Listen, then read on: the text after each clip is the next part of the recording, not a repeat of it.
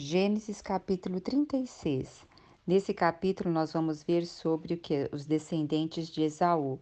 Então a gente vê que sempre Esaú também é chamado de Edom e depois a terra onde ele foi habitar se deu esse nome Edom.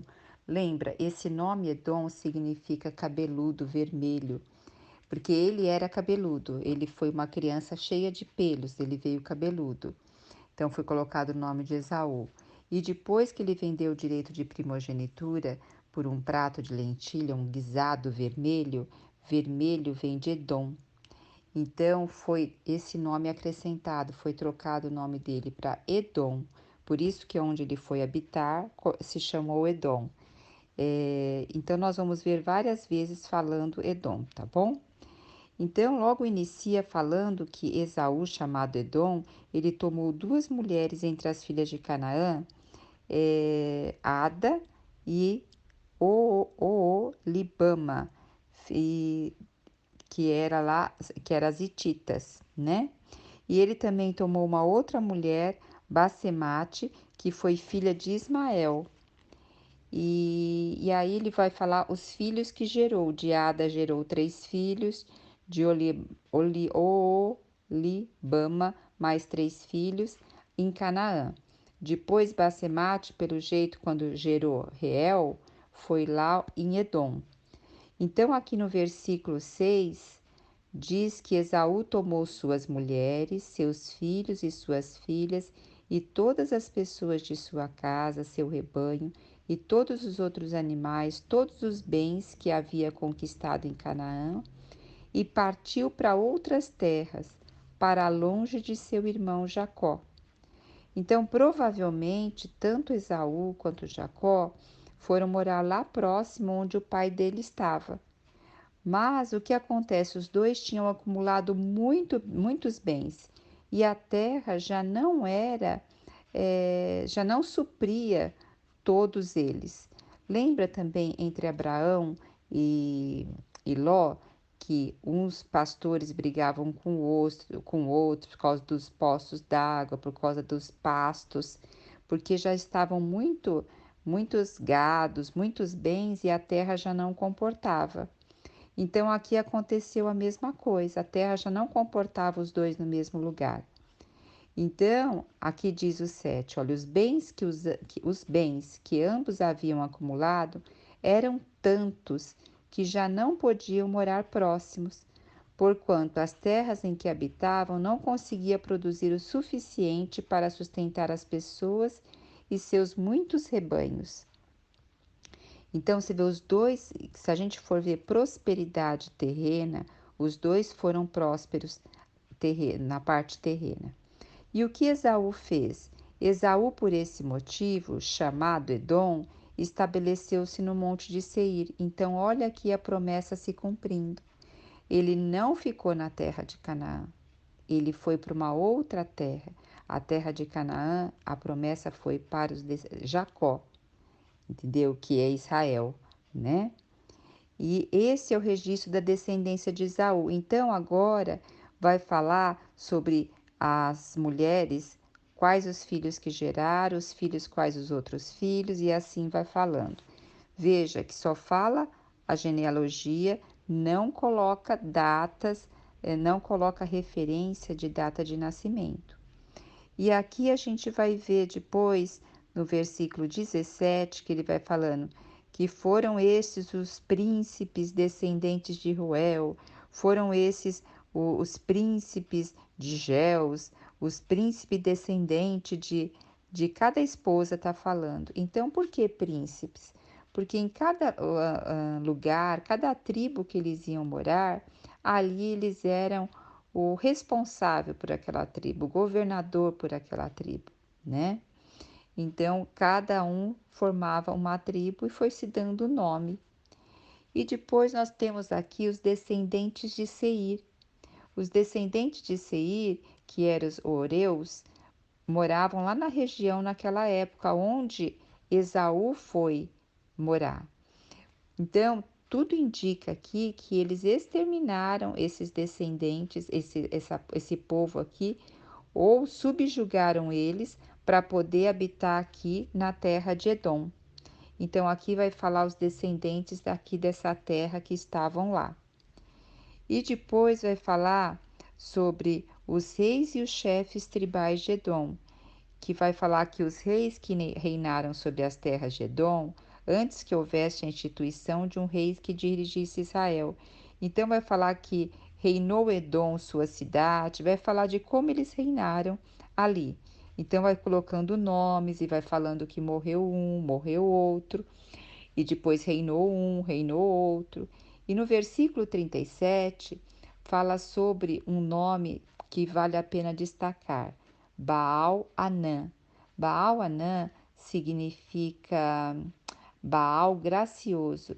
Foi um deus daquela época muito adorado. Deu assim, e faziam-se muitos sacrifícios a esse deus. E no versículo 40 diz: Eis os nomes dos chefes descendentes de Esaú. E fala depois no último versículo: cada um deles estabeleceu-se num território da terra que ocuparam. Esaú, portanto, é o progenitor, é que deu a origem aos Edomitas. Então, vale a pena ressaltar aqui que nós sabemos que Esaú passou para o nome de Edom porque vendeu o direito de primogenitura, que ele saiu lá da terra de Canaã, porque a terra de Canaã foi prometida a Jacó, que é Israel, né? Que a Esaú, sim, ele cresceu, mas toda a conquista dele foi pela espada. Ele expulsou os Oreus lá de Edom. Então, nós vamos ver também que toda a trajetória de Esaú foi pela espada, que na sua descendência, o que nós temos na sua descendência? Uma briga direta entre o povo de Deus, entre os edomitas com o povo de Deus. É, e vocês lembram quando Jesus nasceu, que Herodes, o Grande, o rei da Judéia, o que construiu o templo lá de Jerusalém, ele mandou matar todas as criancinhas abaixo de 2 anos? Então, Herodes era Idumeu. Idumeu é os descendentes de Edom, que vem da terra de Edom. E em Malaquias, é o último livro do Velho Testamento, o versículo 4 de Malaquias, até antes, o versículo 2, 3 e o 4, eles dizem, o 4 diz assim: Edom será chamada terra de perversidade, e povo contra o Senhor está irado para sempre. Então é um povo que trouxe muito prejuízo ao povo de Israel. Inclusive, enquanto Esaú estava prosperando terrenalmente ali na terra de Edom, Jacó, quando teve fome em Canaã, ele desceu, lembra, ele foi para. Nós vamos chegar nessa história ainda, tá? Ele vai para o Egito. E lá depois eles ficam mais ou menos 430 anos no Egito e voltam depois para a terra de Canaã. E quando eles estão voltando, aqueles 40 anos que eles demoram para voltar, eles foram pedir para os edomitas para passarem pelo terreno deles para chegar em Canaã. Os edomitas recusaram.